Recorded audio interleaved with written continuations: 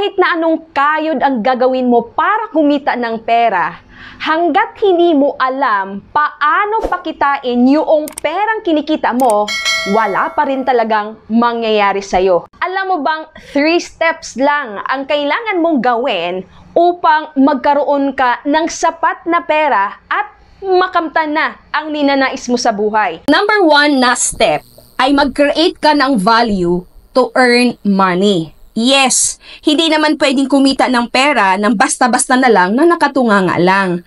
Money is only earned by giving value. Kaya nga you have to do something or you need to create something that people want or need and they will pay you for it. Kaya kung halimbawa may trabaho ka ngayon, you do that because somebody needs it to be done.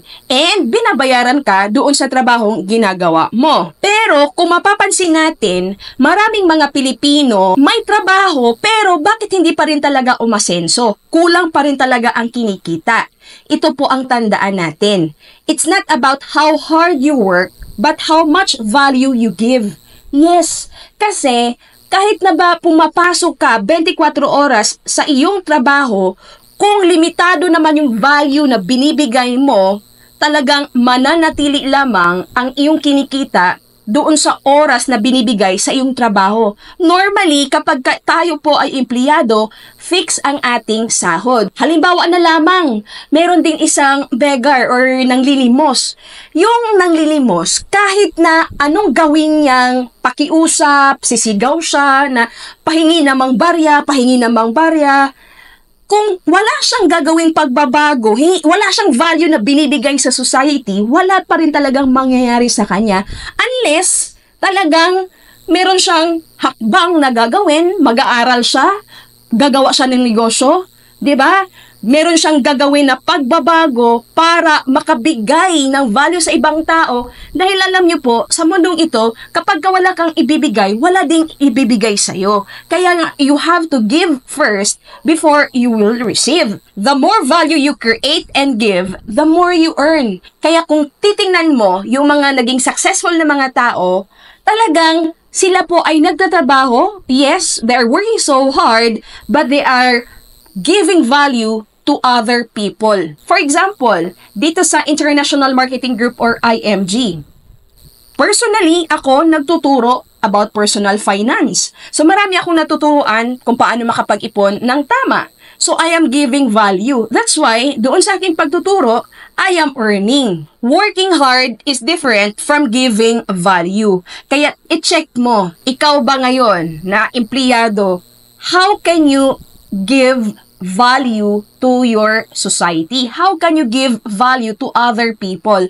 Kasi once na masolusyonan mo yan at makita mo talaga ang susi kung paano ka pa makabigay ng value sa ibang tao, then your capacity of earning will increase. At ang pangalawang step, you need to save money. Ito ang tandaan natin. It's not how much you earn, but how much you keep. Yes, marami kasing mga tao, saka na lang ako mag-iipon kapag marami na akong kinikitang pera. Hindi po dadami ang iyong pera kung ngayon pa lang hindi ka na marunong mag-ipon. At meron din namang mga tao na kahit na malaki na ang sinasahod, yun nga lang, hindi nila ito pinapahalagahan. Bakit?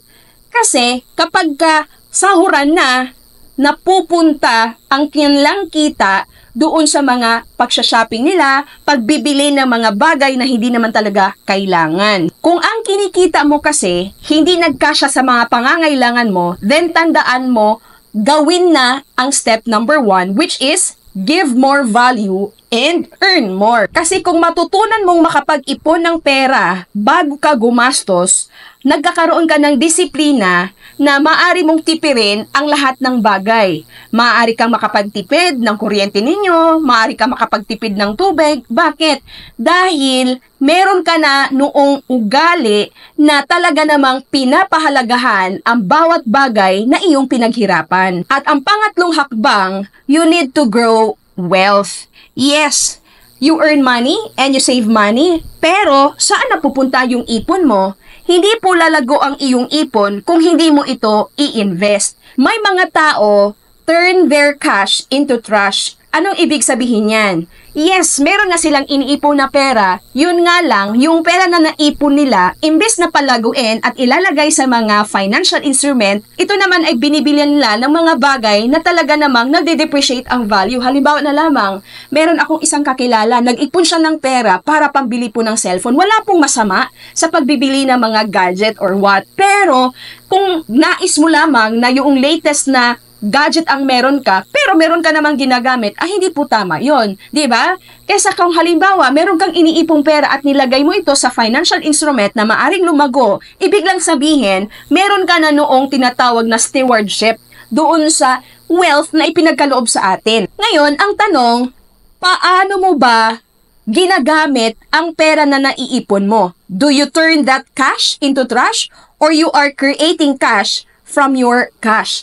Ngayon, paano ka magkaroon ng cash from your cash? Paano magkaroon ng pera mula doon sa iyong iniipon? Of course, by investing your money sa mga financial instruments katulad na lamang ng mga paper assets like mutual funds, stock market, UITF, Kaiser Saving Program, MOS 18 PDF, mga Pag-ibig MP2, SSS Flexi Fund, at kung ano-ano pang mga magagandang financial instruments na maaari kumita ng pera na maaari mong magamit pagdating ng araw. Pwede din sa mga real estate investment, di ba? Para ikaw ay magkaroon ng passive income in the future. Kadalasan, ang mga normal na mga mamamayang Pilipino, nakikita nila ang pera para ito ay gastusin kapag ito ay natatanggap. Konti lang talaga ang mga tao na nakikita nila ang pera na ito ay parang buto na kailangang itanim para hindi lang ngayon mapakinabangan, kung hindi, pati na rin pagdating ng panahon. The more you earn, the more you save. The more you save, the more you invest. The more you invest, the more you earn. Aba, ulit-ulitin mo lang ang tatlong hakbang na ito, talaga namang makakamtan mo ang buhay na ninanais mo para sa iyong pamilya.